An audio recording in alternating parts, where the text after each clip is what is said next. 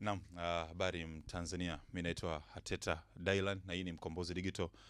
Siku ya leo ni siku njema kabisa. Tumetembelewa na mgeni wetu Ibrahim Alois. Asante sana kakaangu Ateta. Langu jina ni Ibrahim Shukrani Alois, ni mwanafunzi wa sayansi ya data, nipo chuo cha takwimu mashariki mwa Afrika.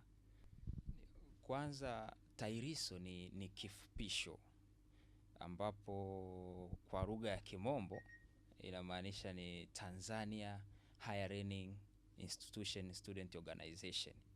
Kwa Kiswahili ndo tunaita sasa Jumuiya ya Wanafunzi Taasisi za Elimu ya Juu Tanzania. Kwa hiyo TAHLISO ni kifupisho, nikimaanisha 2006 ndo ilisajiliwa rasmi, na ilisajiliwa chini ya Wizara ya Mambo ya Ndani kwa namba ya usajili 14245 mkwaju 05 mkwaju 06 mkwaju 2006.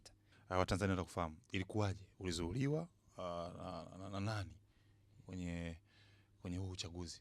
Kwa sababu hata kwenye uapisho pia hukuonekana. Nini shida? Watanzania watakufahamu.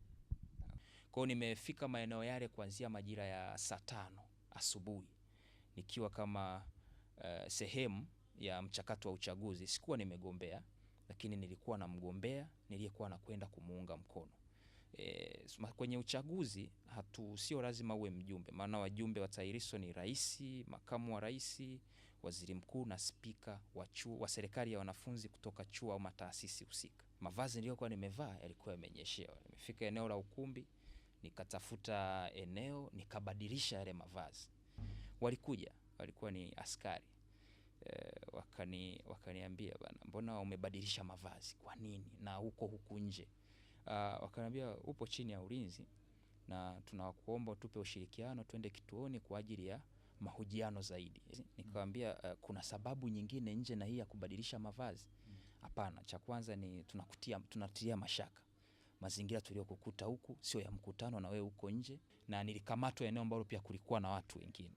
Na ilivyopita masaa ndo maana naona walisambaza hizo, lakini mimi nilikuwa salama, sikusurubiwa, sikudhalilishwa, sikutwezwa utu wangu kwa namna yote ile. Nadhani ilikuwa ni sehemu ya jeshi la polisi kuhakikisha kunakuwa na ulinzi na usalama. Kwa hiyo ninachoweza kuwashauri, hakuna uchaguzi wowote ule unaoendeshwa kidemokrasia ukashindwa kuacha makundi au matabaka wakati wa zoezi la uchaguzi na hata baada ya matokeo.